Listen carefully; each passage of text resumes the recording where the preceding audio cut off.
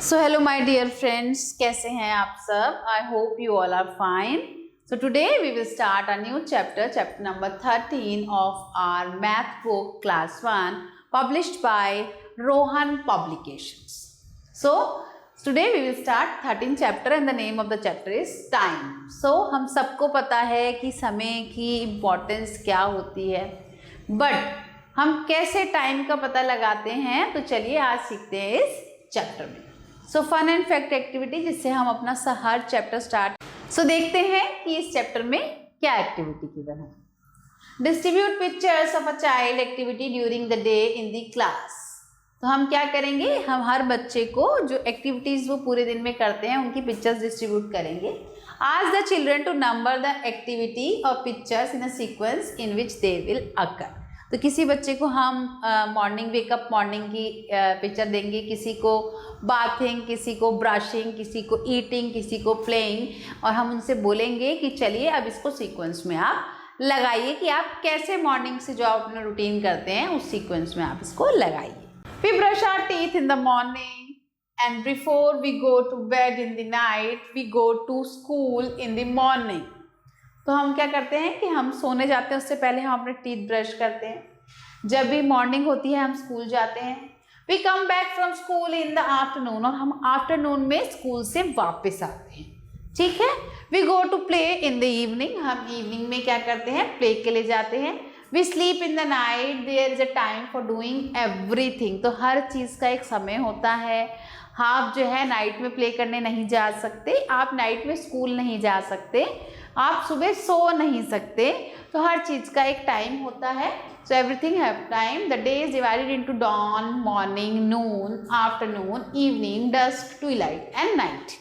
Okay, so चलिए start करते हैं अपनी एक्टिविटी और जानते हैं चैप्टर के बारे में।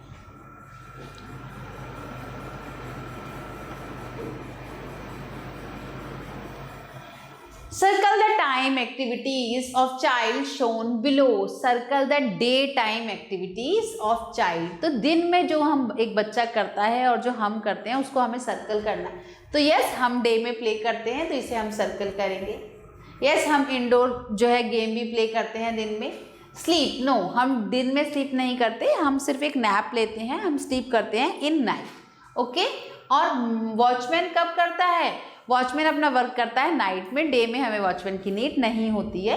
तो ये वाली एक्टिविटी हम डे में परफॉर्म करते हैं और रेस्ट एक्टिविटीज नाइट में। In each pair circle the activity that takes a longer time to occur. वो वाली एक्टिविटी जिसमें ज़्यादा टाइम लगता है। पुला कार्ट में ज़्यादा टाइम लगता है, आप रिक्शा से जाते हैं तब ज़्यादा टाइम लगता है, या बस से? हम रिक्शा में जाते हैं तब ज़्यादा टाइम लगता है, उसको चलाने में बहुत ज़्यादा जो है आपको फोर्स लगता है, और ड्राइविंग में क्या है, एकदम बैठ के चला लो तो यहाँ पे लॉन्गर टाइम लगता है। आप पैदल जाएंगे अपने स्कूल तब ज़्यादा टाइम लगेगा, और if you go by bicycle तब ज़्यादा टाइम लगेगा। Obviously if you go by walking it will take longer time. तो यहाँ पे लॉन्गर टाइम लगता है, इसको हम सर्कल करेंगे। So rest you will do in your homework. Days, weeks and month. Days, weeks and months. How many days are there in a week? कितने days होते हैं वीक में? Name them in the correct sequence. There are 7 days in a week. हम सबको पता है। चलिए start करते हैं। Sunday, Monday, Tuesday, Wednesday, Thursday, Friday, Saturday, Sunday. Okay? सो हम अगर इसको सीक्वेंस में लगाएंगे तो चलिए स्टार्ट करते हैं। Monday, Tuesday, Wednesday, Thursday, Friday, Saturday and Sunday. तो आप सब भी इन सब की स्पेलिंग्स याद करिए। Okay,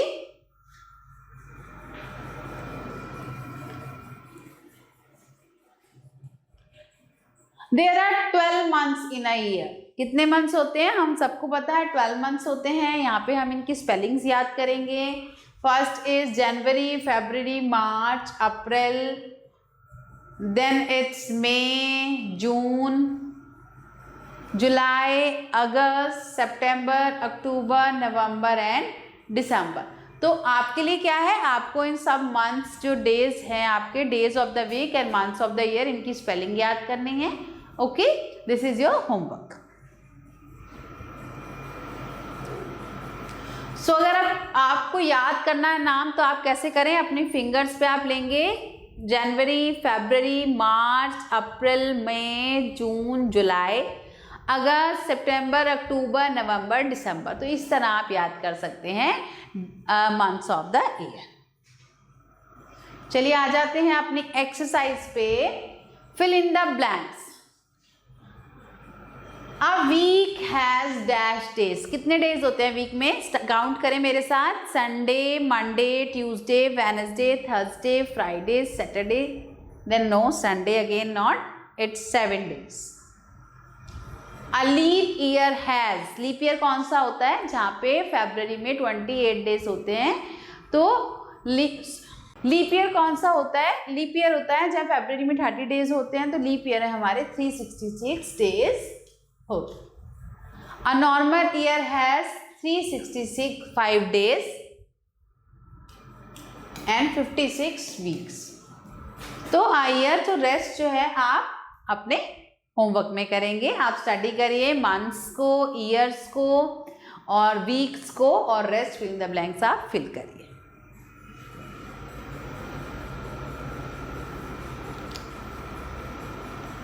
A clock is used. A clock is used to tell the time in a day। तो हमें जब भी पता करना होता है तो हम पूछते हैं कि भैया हमें बताना भाई टाइम कितना हुआ है। तो हम किस देख के हम पता चलता है कि टाइम, यस क्लॉक देख के हमें पता चलता है कितना टाइम हुआ है। So clock is used to tell the time. How many hands does a clock have? So a clock have 3 hands, a minute hand, a second hand and a hour hand. A clock has 3 hands, a hour hand, minute hand and a second hand. The hour hand is smaller than a move slowly. जो hour मतलब हमारे घंटे की जो सुई होती है वो छोटी होती है क्योंकि वो बहुत स्लोली मूव करती है। The minute hand is longer than a moves fast. और मिनट हैंड थोड़ी लॉन्गर होती है और वो बहुत तो नहीं पर वो थोड़ी फास्ट मूव करती है। और seconds hand is the longest and moves fastest. और जो सेकंड बताने की ना, हमें एक सेकंड बताने की जो सुई होती है वो सबसे लंबी होती है, वो सबसे तेज चलती है। ठीक, tick tick tick tick like this. There are 24 hours in a day. और एक डे में कितने घंटे होते हैं? एक दिन में हमारे 24 hours होते हैं। However the clock has only 12 markings। पर एक घड़ी में सिर्फ 12 मार्किंग होती हैं। पहले वो दिन के 12 बजते हैं और उसके बाद रात के 12 बजते हैं। तो ऐसे वो 2 times जो है हमें सर्कल चलता है क्लॉक का, तो एक दिन खत्म हो जाता है। How does it shows 24 hours? There are 12 numbers marked on a face of the clock. 12 numbers marked है। The hour hand completes 1 circle in 12 hours। एक सर्कल कंप्लीट करती है 12 hours में। In 1 day it complete 2 full circle। एक दिन में 2 circle complete करती है। There are 5 division between 2 consecutive numbers on the face of the clock. तो 2 नंबर के बीच में कितने डिवीजन होते हैं? 5, 1 2 3 4 5। Okay, a division corresponds to 1 minute। तो हर डिवीजन जो है 1 मिनट का होता है। When the minute hand moves from 12 to 1, it means the 5 minutes। तो 12 से अगर 1 पे आ जाएगी तो 5 है तो it means 5 minutes। 5 minutes have passed. In this way, when the minutes hand completes 1 circle, ऐसे ही जब minute hand पूरा एक circle complete करती है, it means it completes 60 minutes। इसका मतलब 60 minutes complete हो गए। 1 hour, because 1 hour is equal to 60 minutes। जहाँ 60 मिनट कंप्लीट करे समझ जाइए 1 घंटा हो गया। Now let us read time in the clock। तो जहाँ पे वो 5 मिनट्स करके पूरे 60 मिनट्स कर लेगी, वहाँ पे हमारा 1 hour कंप्लीट हो जाएगा, क्योंकि we all know 1 hour is equal to 60 minutes। In this clock, the hour hand is 3 and the minute hand is on 12। इस क्लॉक में देखेंगे अगर hour hand है वो 3 पे है और जो मिनट का जो हैंड है वो 12 पे है। The time is 3 o'clock। तो इसे क्या बोलेंगे? कितने बज गए? 3 बज गए। तो हमारी जब मिनट की सुई आती है 12 पे और आर की सुई आती है किसी नंबर पे स्पेसिफिक, तो हम बोलते हैं इतने बज गए। अगर हमारी मिनट की सुई 12 पे है और हमारी जो है हैंड जो है आर हैंड हमारी 8 पे है तो इट मीन्स 8 o'clock। अगर ये 6 पे है इट मीन्स 6 o'clock। अगर ये 2 पे है इट मीन्स 2 o'clock। तो मिनट की सुई 12 पे और हमारी आर की जो एंड है वो जिस नंबर पे होगी उतने बच जाते हैं। चलिए एक्सरसाइज पे आ जाते हैं। Right the time in each of the clock given below. तो हमें टाइम मेंशन करना है।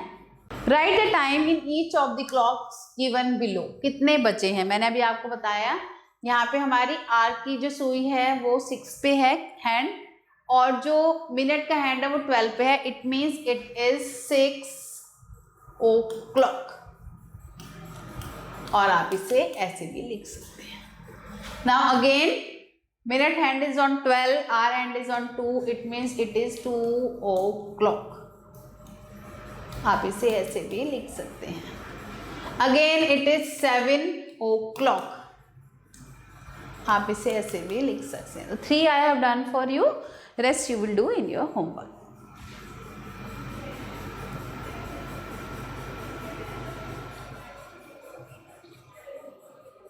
Give the sequence to the activity given below according to the time of the day। So first you do brush। आप उठते हैं, आप brush करते हैं, then you go ready for the school, then you came back from the school and eat your lunch, then you put your night clothes and then you go to sleep। Okay, this is the sequence। Now maths activity, make a list of any 4 daytime and night time activities। तो आपको list बनानी है कौन सी activities आप दिन में करते हैं, कौन सी एक्टिविटीज़ आप नाइट में करते हैं, and write them down. Also note the usual time of the activities. तो आप उन्हें लिखिए और उसके आगे टाइम भी लिखिए कि किस टाइम आप वो एक्टिविटी करते हैं। सो आई होप स्टूडेंट्स कि आपको ये चैप्टर समझ आया होगा। आपको अगर इसको और अच्छी तरह से समझना है तो आपको इसकी प्रैक्टिस करनी पड़ेगी। आप सारे क्वेश्चंस अपनी बुक में सॉल्व करिए एंड एंजॉय करिए इस मैथ्स के चैप्टर को। Thank you, bye bye.